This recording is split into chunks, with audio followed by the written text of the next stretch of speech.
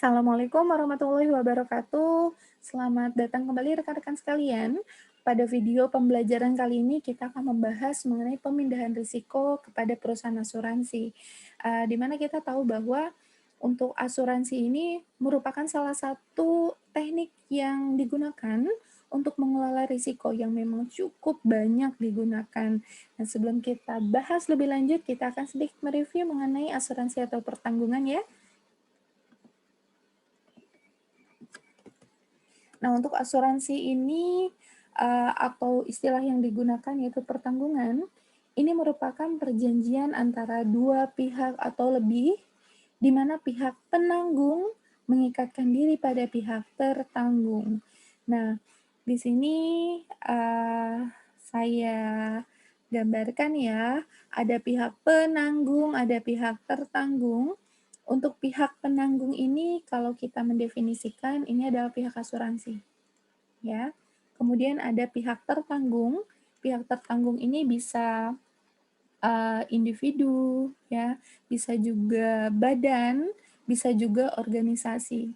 Kalau saya definisikan lebih lanjut untuk pihak penanggung ini, sama ya, pihak penanggung ini bisa dalam bentuk badan, bisa dalam bentuk lembaga maupun organisasi, di mana, dalam skema perjanjiannya itu nanti pihak penanggung ini, dia akan membayarkan sejumlah uang, ya baik itu dalam bentuk santunan ataupun pergantian, baik yang dibayarkan secara berangsur-angsur maupun secara tunai kepada pihak tertanggung. Itu definisi dari pihak penanggung. Kalau kita definisikan, ya pihak penanggung itu adalah pihak asuransi, ya. Kemudian mengikatkan diri pada pihak tertanggung. Pihak tertanggung ini bisa individu atau seseorang, bisa juga badan, bisa organisasi yang memang dari awal berjanji untuk membayarkan sejumlah uang. Jadi berjanji membayarkan sejumlah uang kepada pihak penanggung. Jadi membayarkan sejumlah uang itu bahasa lainnya adalah premi. Ya, istilah lainnya premi yang dibayarkan nanti kepada pihak penanggung. Ya, baik yang dibayarkan secara berangsur-angsur ya, maupun dibayarkan secara tunai. Nah, itu penjelasan sedikit mengenai pihak penanggung dengan pihak tertanggung. Nah, tadi kita sudah kaji mengenai pertanggungan sebagai perjanjian antara dua pihak atau lebih, di mana memang pihak penanggung mengikatkan diri pada pihak tertanggung dengan menerima premi asuransi untuk memberikan pergantian kepada pihak tertanggung. Baik itu yang disebabkan karena adanya kerugian, bisa juga kerusakan maupun kehilangan keuntungan yang diharapkan, yang memang semua kejadian itu berkaitan dengan peristiwa yang tidak pasti, ya. Kemudian ada dokumen yang digunakan dalam pertanggungan atau asuransi ini adalah berupa polis asuransi atau polisi. Polisi ya. Nah, rekan-rekan sekalian, pada bahasan kali ini memang tadi seperti yang sudah dijelaskan asuransi ini salah satu teknik yang digunakan dalam mengelola risiko, termasuk juga sebagai alat baik itu untuk individu, untuk organisasi, badan, untuk melakukan pemindahan risiko atau transfer risiko kepada pihak lain. Kepada pihak lain, di mana nanti pihak asuransi akan menanggung ya, pihak asuransi atau penanggung ini akan mengakumulasi dana dari individu ya atau pihak tertanggung untuk memenuhi kebutuhan keuangan yang berkaitan dengan kerugian yang muncul. Oke. Kemudian apa sih manfaat dari asuransi ini? Jelas manfaat dari asuransi sangat banyak sekali. Yang saya tampilkan ini baru beberapa manfaat saja yang ada. Tentunya di poin pertama menimbulkan rasa aman dan perlindungan. Ada juga pendistribusian biaya dan manfaat yang lebih adil. Kemudian polis asuransi juga dapat digunakan sebagai jaminan kredit. Dan selain itu bisa digunakan sebagai tabungan atau sumber pendapatan. Nah, di poin 5 dapat digunakan sebagai alat penyebaran risiko atau pemindahan risiko yang kali ini memang sedang dibahas. Kemudian di poin ke-6 juga dapat membantu meningkatkan kegiatan usaha yang dilakukan. Dan masih banyak lagi manfaat-manfaat yang diberikan dari adanya asuransi ini. Oke, risiko ini sangat berhubungan dengan ketidakpastian. Ya, selalu berkaitan dengan ketidakpastian yang kemungkinan terjadi, baik itu ketidakpastian dalam sisi atau aspek ekonomis ya, kemudian bisa juga ketidakpastian berkaitan dengan alam atau kondisi alam yang memang tidak pasti seperti halnya banjir, kemudian bencana-bencana lain dan lain sebagainya yang memang tidak bisa kita prediksi, dan juga berkaitan juga dengan ketidakpastian manusiawi, contohnya pencurian, kendaraan, dan lain sebagainya.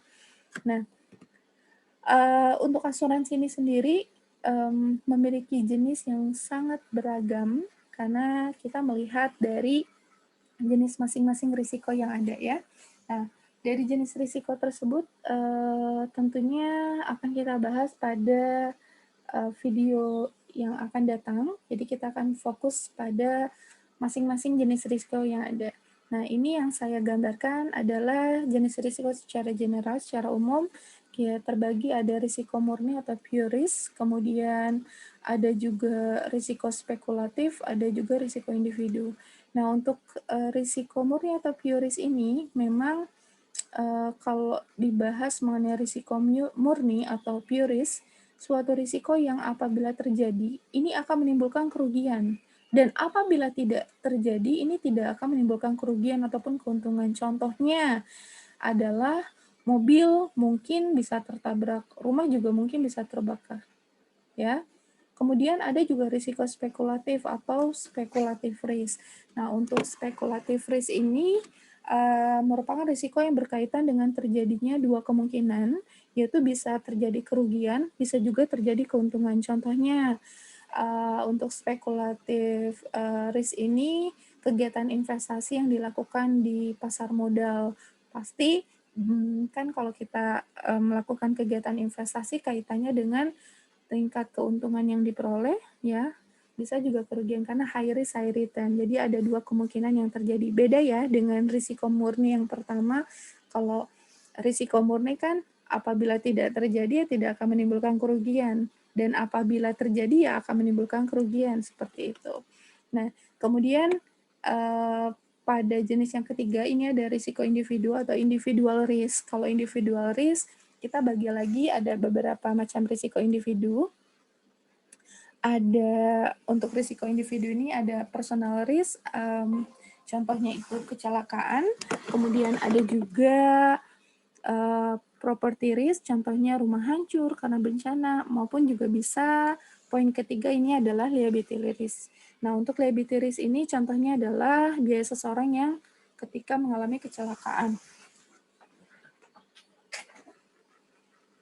Oke, untuk selanjutnya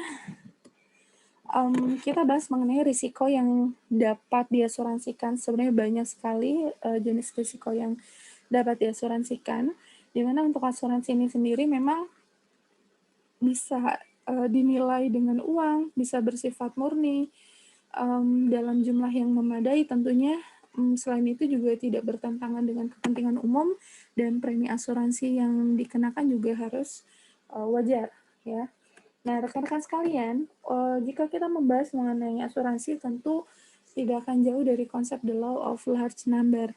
Nah, istilah ini tentunya akan sering kita bahas ya, ada istilah ini, dan di sini saya akan memberikan sedikit gambaran mengenai the law of large number atau hukum bilangan besar atau probabilitas yang ada.